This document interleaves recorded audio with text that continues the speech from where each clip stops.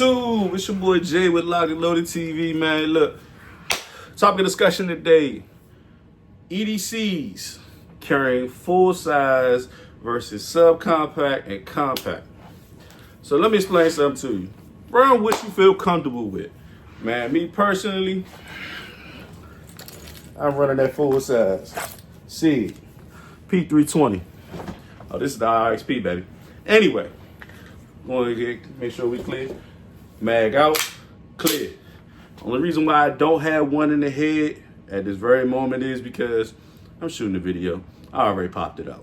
Anyway, but here we go.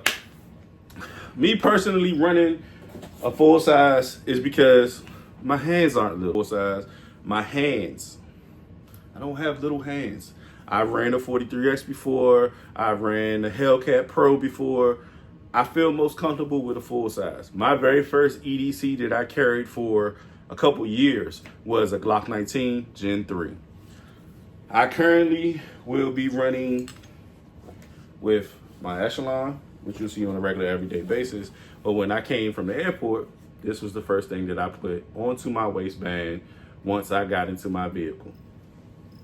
That was because I did dry fire training with it, and you know, it was already in the holster. So when I got back home, this is what I grabbed. I got to my vehicle and I put this directly on my waistband, appendix carry. Anybody that knows me knows that I carry an Echelon on a regular everyday basis with that Olight Trijicon. So that's just me. Run with what you feel most comfortable with. Train with your EDC and actually learn your quick draws. Get into defense situations. Second part of the topic is running an EDC with a red dot. Look, there are perks and disadvantages to having a red dot on your EDC. Biggest advantage is, of course, you know, jumping out and being able to get directly onto your target. The disadvantage to that is if you don't have time to shake weight to make sure that your red dot's on, that battery failure or whatever the case is, me personally, I will automatically jump to iron sights. A lot of times, any firing that I'm running, most cases I would normally just do co-witnessing.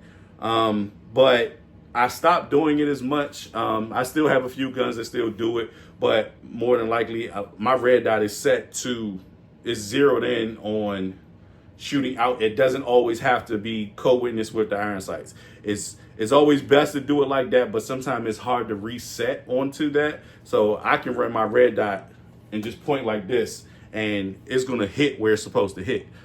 When you're co-witnessing, it does not always run the same way. This is my personal experience. I don't know what y'all dealt with, but me personally, co-witnessing is cool. But sometimes when you're co-witnessing, you have to take your time to readjust to bringing your dot back down to where your iron sights is. Now, if you run your iron sights, I always feel as though when you jump back with your iron sights that you automatically are resetting back with your iron sights. It's a whole lot faster, it's a whole lot easier. But if you're running in training processing, defense training, when you do the classes, if you're running a red dot, that's fine. But like I said, real life situations, it's not always guaranteed that your red dot is always going to be your first line of defense that's going to jump you out there to be able to set you on your target. Learn how to use your iron sights. Whenever we do training classes or teaching or anything, we always tell everybody to use their iron sights. Train with your iron sights before you get absolutely comfortable with that red dot. Your iron sights are going to be the most reliable, and it's always going to be my first line of defense when it comes to pulling out my firearm. I'm jumping on iron sights. I'm not automatically jumping on a red dot. Now, if you catch me in the house, might be a different scenario.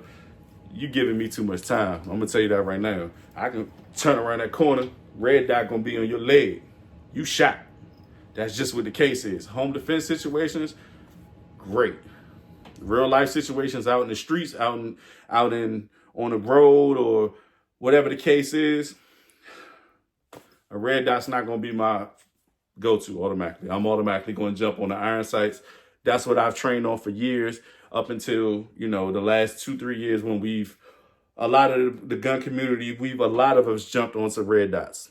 They run good, they look good, make the gun look pretty goddamn snazzy if you ask me. So, train with your firearms, get to know everything that you're doing with these EDCs and your day-to-days and your training. Me personally, like I said, I'm gonna go with the full size. It might not catch me with a red dot. That ain't guaranteed. I ain't gonna lie to you. My current EDC is not this. It's my baby, my Echelon. We call it Eshy. But I run with a red dot. All training purposes, we use red dots quite a bit. Me personally, I will run with a red dot in training. But real life situations, I cannot always say that a red dot is going to be my first line of defense when I go to draw. I'm going to go with iron sights. That's just me personally. Hey, everybody is their own person. You do what you want to do. I'm not telling anybody how to do anything. If you come train class with me, I'm going to explain to you that running with your red dot is great. But when it comes down to it, your first line when you go to draw is always going to be your iron sights. Hey, it's been real. It's Jay with Lock and Loaded TV, and I'll see you in the next video. Hey, man, hit me up on Instagram. We can talk. None of the hating or racist stuff that I've been getting on some of my comments doesn't bother me, but I'm not going to respond back to it on Instagram.